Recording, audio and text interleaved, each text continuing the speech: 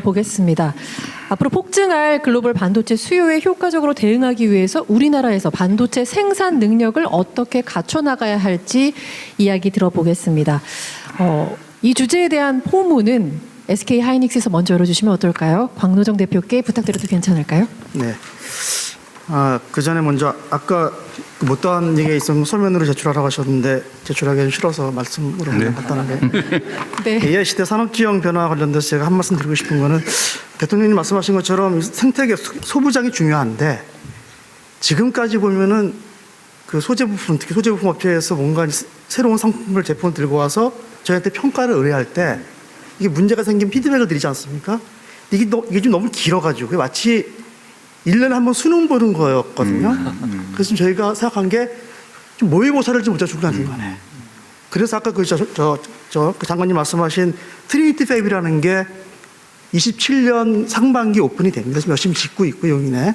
그래서 그게 1년 반 뒤 오픈이 되면은 이제 수시로 시험을 볼 수 있기 때문에 바로바로 채택할 수 있는 그런 시스템이 갖춰지게 되고 거기에는 정부에서 반을 대주셨기 때문에 감사하게 생각합니다.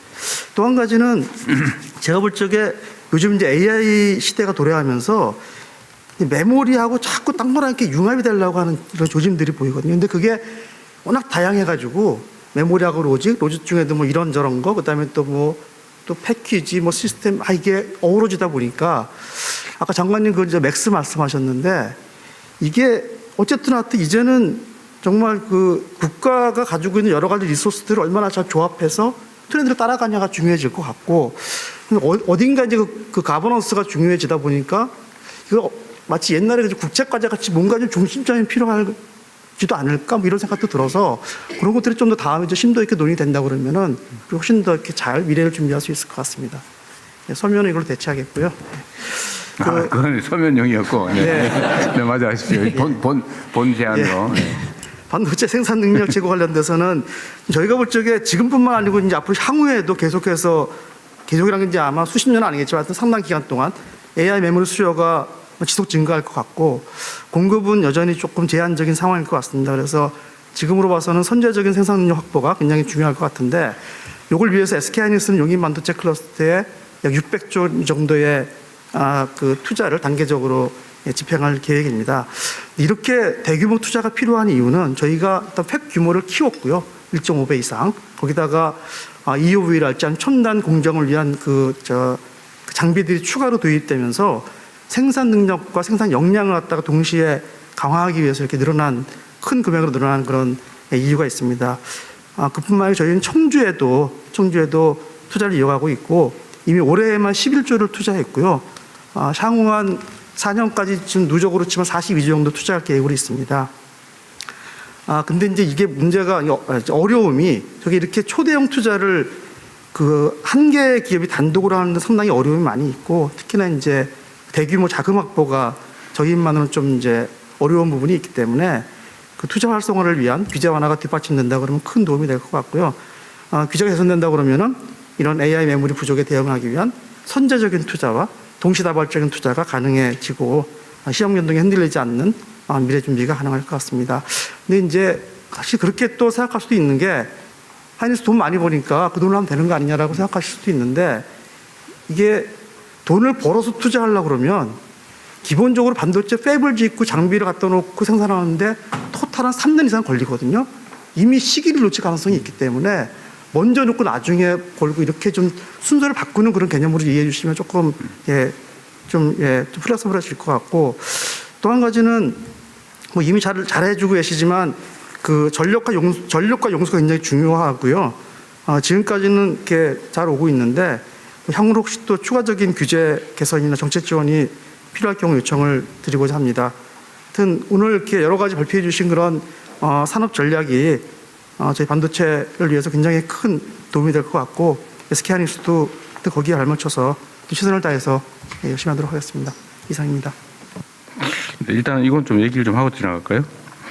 지금 말씀하신 부분은 최태원 회장께서 저한테 한참 전에 말씀을 하셔가지고 일단 그 중에 하나 투자 자금에 관한 문제, 그건 일리가 있더라고요. 우리가 금산분리라는 원칙으로 어쨌든 금융 조달에 제한을 가하는 이유는 이제 독점의 폐해를 막기 위해서인데 이런 뭐 대규모 투자가 필요한 첨단 산업 분야는 사실 그 문제는 이미 다 지나가 버린 문제고 그게 어쩌면 산업 발전에 저해가 되는 요소라서 저희가 이미 제도적으로 준비는 하고 있죠. 네, 그거는 네. 의견도 뭐돼 있습니다. 네, 이거는 금산분리라고 하는 것을 훼손하지 않는 범위 내에서 실질적인 대책을 지금 마련하고 있는데 거의 다 된 것 같아요. 다 된 것 같고 다만 한 가지 제가 지금 정책시장님한테도 말씀드리는 게 뭐냐면 지금 아까 말씀하신 대로 국가 전체 단위 입장에서는 뭐 600조 대규모 투자는 매우 바람직하고 감사한 일이죠. 그런데 이게 수도권 집중 문제하고 관련이 없지를 않습니다. 과거에 제가 용인 반도체 유치할 때 저도 열심히 뛰어다녀가지고 격기도로 해놓고 지금은 이제 대통령이 되고 나니까 내가 왜 그랬지? 이런 생각이 좀 드네요. 그야 입장이 상황에 따르면 생각이 바뀔 수가 있는 건데 이제 그 문제가 조금 고민이 되는데요. 근데 예를 들면 내가 하나 여쭤볼게요. 거기가 지금 정확한 수치인지 모르겠는데 그걸 원래 계획대로 다 지으면 전력이 16기가 좀 필요할 거라고 하던데 맞아요?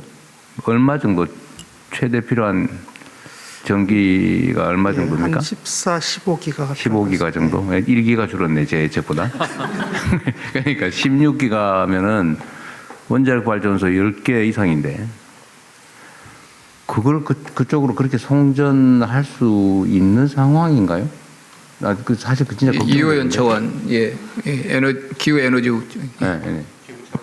근데 아니 장기적으로 어떨지 내가 걱정이 돼서 그래요.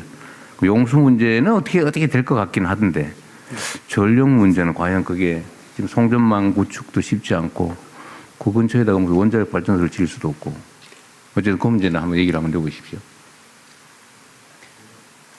예, 기후 차관입니다. 용인 반도체 클러스터에 대해서 이제 가장 중요한 게 전력을 공급하는데 뭐 대통령께서도 말씀하셨지만은 사실 16기가까지는 아니더라도 원자력 발전소 1개 정도 한 팹당 그러니까 10개 팹에 한 15기가 정도 필요하니까 한 1.5, 4~5기가 정도 이렇게 좀 필요한 상당한 양의 전력이 좀 필요합니다. 그래서 저희는 기본적으로 용인 반도체 클러스터 팹 가동 시기에 맞춰 갖고 전력을 공급하는 게 상당히 중요하다 이렇게 좀 생각을 하고 있어 갖고 전력 공급 방안들을 여러모로 고민을 해서 좀 만들었습니다. 그 중에 하나가 일단 발전소를 인근에 좀 지어야 되는 부분들이 좀 있었고요.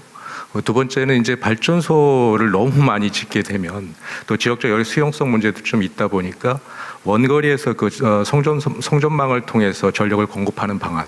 그래서 일단 현재 계획상으로는 삼성전자 갖고 있는 계획하고 하이닉스가 갖고 있는 국가 산단과 일반 산단에 대한 전력 공급 방안, 발전소 지어주는 방안과 송전선로로 연결해서 공급하는 방안 두 가지 방안에 대해서 일정 정도 계획은 갖고는 있습니다.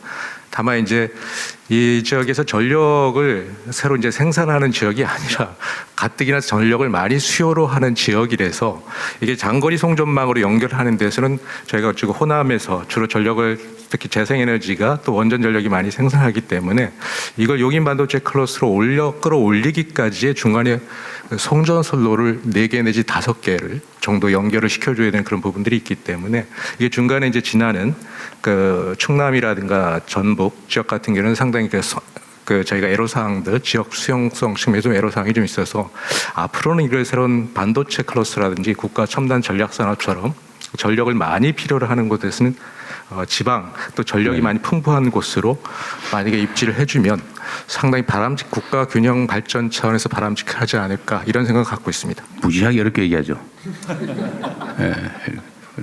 충청도식이에요, 저거? 충청도 아니에요? 진짜 어려운 문제라서 이렇게 말씀하시는 거군요.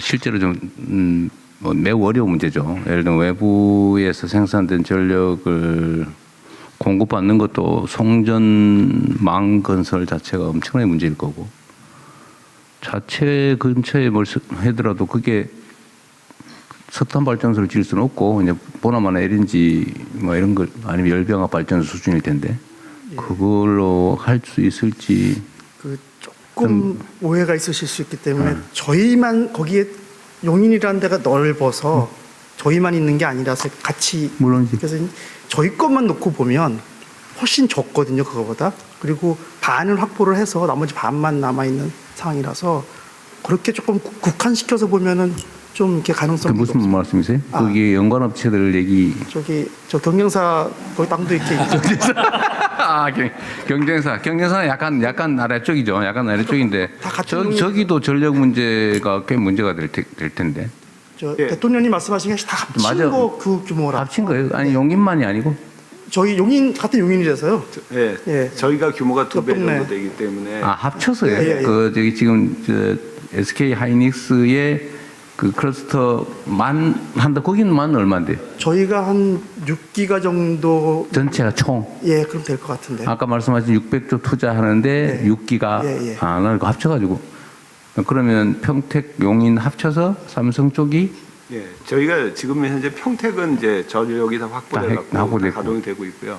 그다음에 용인 산단이 이제 가동이 돼야 되기 때문에 거기 지금 전력 인프라를 확보를 지금 여기 기후 에너지부하고 좀 확보를 거기는 지금 하고 얼마 있습니다. 확보됐어요?